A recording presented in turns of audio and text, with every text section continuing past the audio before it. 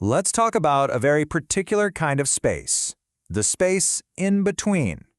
You know, this might be the question that's just circling in your mind right now. What are we? What am I even supposed to do? It can leave you feeling so lost, so untethered, and I want you to know that's a completely human, very normal response to have. Let's give this feeling a name. We can call it the confusing space. It's that limbo, right? You're not quite together, but you're not fully apart either. And just naming it, sometimes that's the very first step to making sense of it. It helps to know this is a real place, and you're not the only one who's ever been here. So, let's try something. Let's gently shift how we're looking at this time apart. What if this break isn't some kind of punishment? What if it's something else? What if we could see it as a tool? Okay, so think about it this way. When you see the break as a punishment, it just pours gasoline on all those intense emotions, doesn't it? The anxiety, the uncertainty, it all gets bigger. But if we can start to see it as a tool, the whole purpose changes. It's not about being punished, it's about intentionally creating some space. And that space, that's what allows the emotional intensity to finally come down a notch. It's a choice you're making, not a sentence you're serving. So that's really the goal right now, the only goal. It's not about fixing everything, it's not about finding all the answers. It is simply to reduce the emotional intensity. Just lower the temperature a bit. That's it.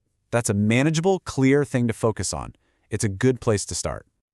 Now, I know it's one thing to hear all this and understand it in your head, but it's a completely different thing to feel it in your body. So why does it feel so physically overwhelming? There's a very real reason for that. This is where our bodies take over. To understand what's happening, we actually need to look at our own biology. There's a process unfolding in your nervous system, and it's just your body doing exactly what it was designed to do. So here's what happens. First, you're in that confusing space we talked about. For your body, that lack of predictability, that can feel like a threat. And when your system senses a threat, it kicks into survival mode. This isn't you choosing to panic. It's a primal, automatic, biological response that's been wired into us for thousands of years. A good way to think about it is like this. Your body has an alarm system, and right now it's ringing, loudly. It's doing that because it's trying to keep you safe from what it thinks is danger. So all those really intense feelings, the racing heart, the anxiety, they're just the sound of the alarm. It's not you being weak, it's your body working perfectly, trying to protect you. Okay, so if the body's alarm is going off because it doesn't feel safe, then our job is to help it feel safe again. And we can do that by creating calm with some clear boundaries. Think of them as practical guardrails for this space in between. And there are two main areas where these guardrails, these boundaries, can make the biggest difference. The first is communication. The second is something we can call monitoring.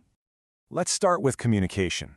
When you're just waiting, wondering if or when they might get in touch, your whole system stays on high alert. It's exhausting. But by creating some predictability here, maybe agreeing on when you'll talk or how, or even agreeing not to talk at all for a while, you remove that big unknown. It's a small piece of structure, but it can be incredibly powerful. And then there's monitoring. You know what I mean. It's that constant search for information, checking their social media, asking friends what they know. Every single time you do that, you're telling your nervous system, there's a threat out there, stay alert, keep tracking it. When you can consciously pause that search, you give your system permission to finally stand down, to rest. So, if you think of the break itself as a kind of container for this period of time, the boundaries are what make that container actually feel safe.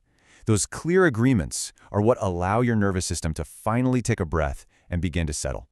Remember, this isn't about fixing everything right now. It's just about finding one small, manageable step. So the question I'll leave you with is this. What is one small bit of structure, one tiny guardrail you can create for yourself today, just to make this space feel a little bit safer?